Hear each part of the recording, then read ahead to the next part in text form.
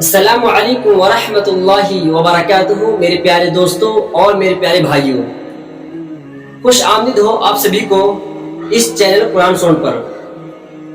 آج کی ہماری بہت خوشخبری کی چیز ہے، خوشخبری کی بات ہے کہ ہمارے جو نورانی قاعدہ کی جو اسٹارٹنگ کتاب ہوتی ہے، نورانی قاعدہ مطلب قرآن شریف کو جو پڑھنے کا سب سے اسٹارٹنگ کتاب ہوتی ہے، مطلب سب سے پہلا کتاب جس سے ہم پہلا جینا کہہ سکتے ہیں، کیونکہ اس جینے پر چڑھیں گے تب تو اوپر چڑھیں گے، قرآن شریف پڑھنا سیکھ جائیں گے۔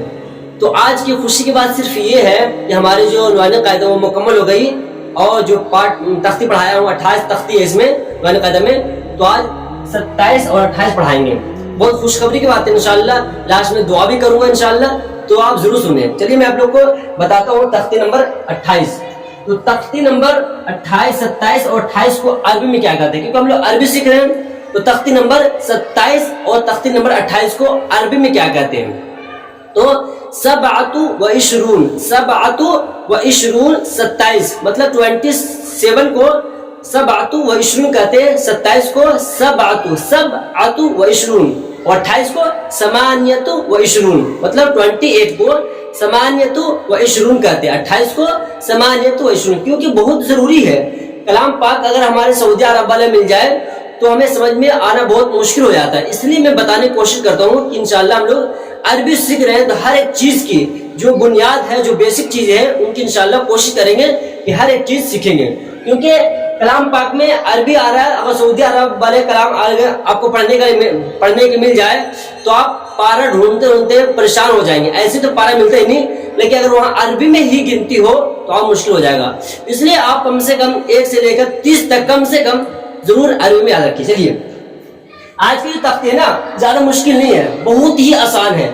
جو تختی نمبر 1 سے لے کر تختی نمبر جو 26 تک پڑھا رکھا ہے اسی کو پورا اس میں بتا دیا گیا ہے، پوری کتاب۔ مطلب اگر یہاں تختی نمبر 27 اگر اچھی طرح پڑھ لیں گے، اگر آپ پڑھنا جانتے ہیں، اگر قرآن سے مطلب نورانی قاعدہ پڑھ رہے ہیں، اگر آپ یہ یہاں سے لے کر یہاں تک جس قواعد میں جس طریقے سے پورا نورانی قاعدہ پڑھایا ہوں، اگر 27 نمبر پڑھ لیں گے تو آپ قرآن شریف پڑھنا دم آسان ہو جائے گا۔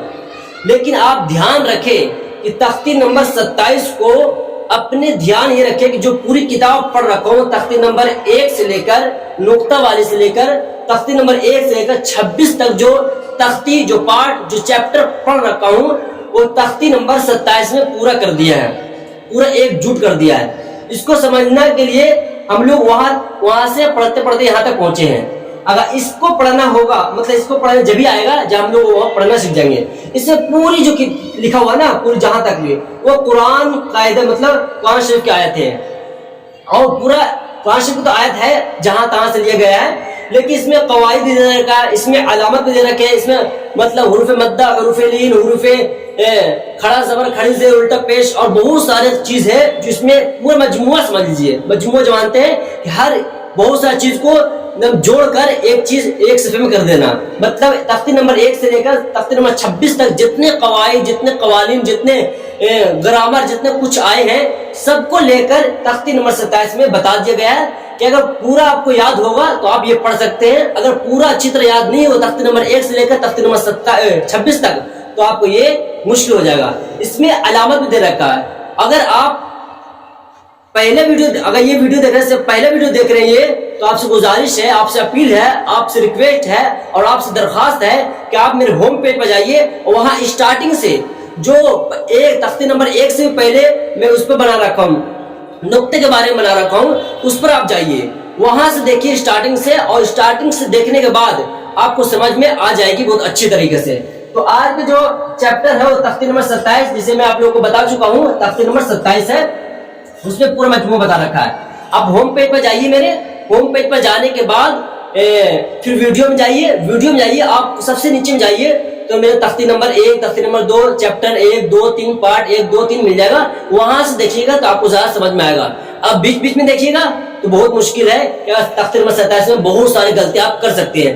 اگر تختی نمبر 27 آپ اچھی طرح پڑھ لیے تو انشاءاللہ اللہ کی امید سے آپ قرآن شریف اچھی طرح مطلب اس میں جتنے قواعد ہے نورانی قاعدہ میں ہر ایک چیز کی انشاءاللہ اچھی طرح پڑھنا سیکھ جائیں گے۔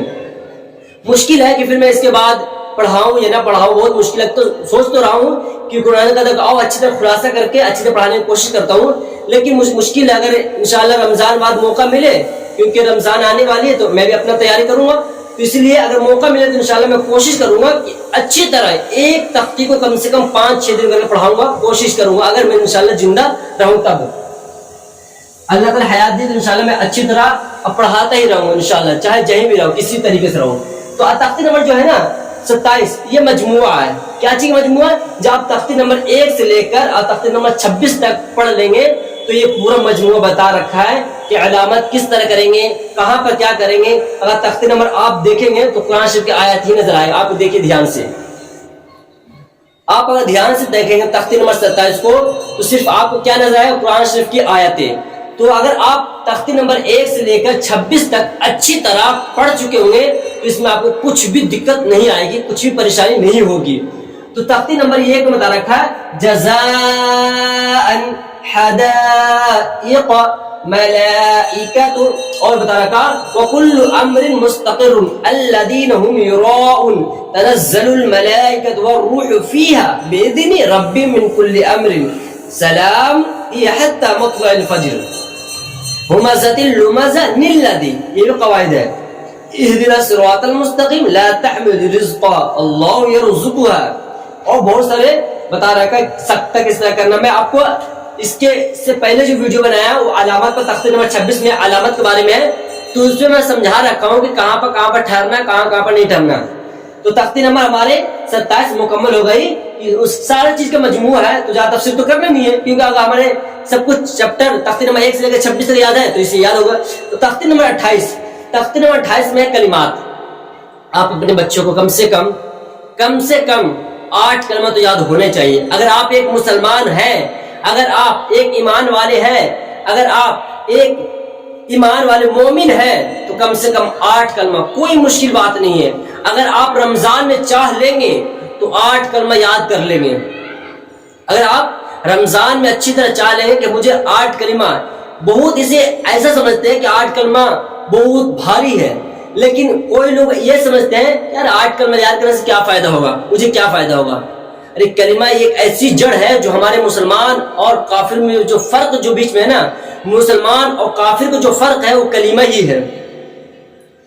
ये बात अलग है कि यकीन की बात है, कलिमा की बात नहीं, यकीन। लेकिन यकीन किस पर करेंगे? कलिमे पर। कलिमा क्या है? ला इलाहा इल्लल्लाह मुहम्मदुर रसूलुल्लाह, अल्लाह के सिवा कोई माबूद नहीं, मोहम्मद सल्लल्लाहु अलैहि वसल्लम अल्लाह का रसूल है। लेकिन कलमा 8 कलमा याद होनी चाहिए।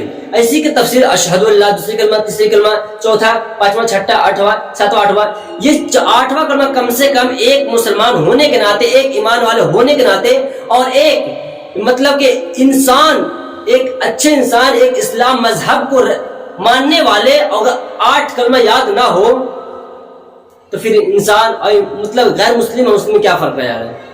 हमारे गैर मुस्लिम और मुस्लिम में क्या फर्क है? सिर्फ कलमा का तो फर्क है। कलमा पढ़ लो, यकीन कर लो। लेकिन जब कलिमा ही याद नहीं है तो यकीन क्या किस पे करेंगे? बहुत अफसोस की बात है ना। तो 8वां कलमा जो सबसे मतलब नुआनी कायदे तख्ती नंबर 1 से लेकर 27 तक तो बता रखा, लेकिन लास्ट में कलमा दे रखा लिखने वाले ने, जो कातिब है, जो मतलब मुसन्निफ है, जो लिखने वाले हैं, वो लास्ट में कलमा दे रखा। क्यों? गैर मुस्लिम और मुसलमान ईमान वाला ना बेईमान मतलब ईमान वाला नहीं है, तो उसमें जो फर्क है वो सिर्फ कलिमा के ही है। अगर हम एक मुसलमान होने के नाते कलमा याद नहीं है तो हम लोग गैर मुस्लिमों से भी बदतर हैं, क्योंकि यकीन उस चीज पर होता है जिसे याद होती है, जिसे हम जानते हैं। तो कलमा याद करेंगे तभी तो यकीन होगा अल्लाह के सिवा कोई। जब हमें याद ही नहीं है, कलमा याद नहीं है, अब कलमा याद भी कर लिए लेकिन तर्जमा याद नहीं। सब क्या बोलते हैं? अरे कलमा तो मुझे याद है, ला इलाहा इल्लल्लाह मुहम्मद रसूलुल्लाह। मैं उनसे पूछूंगा हाँ भाई तर्जमा इनका क्या है, समझ में आ गया? वो ये उर्दू जबान है? नहीं, अरबी जबान है। तो कलमा क्या है, मतलब तर्जमा क्या है? तो या बोले याद नहीं है। फिर जब याद नहीं है तो समझ में तुझे नहीं आ रहा, तो फिर समझना तो जरूरी है। तो कलिमा के समझने का मतलब है कि ला इलाहा इल्लल्लाह मुहम्मद रसूलुल्लाह, अल्लाह के सिवा कोई माबूद नहीं है। तो यही 28 कलमा, तख्ती नंबर 28 जो है कलिमात इस्लामिया लिखा हुआ है, कलिमात इस्लामिया। تو کلمات، تو تفسیر نمبر 28 ہمارے مکمل ہوگی انشاءاللہ. آپ لوگ دعا کریں میرے لیے بھی کہ جو پڑھانے میں جو کچھ کمیاں ہو چکی ہے اسے اللہ تعالیٰ معاف فرمائے، کیونکہ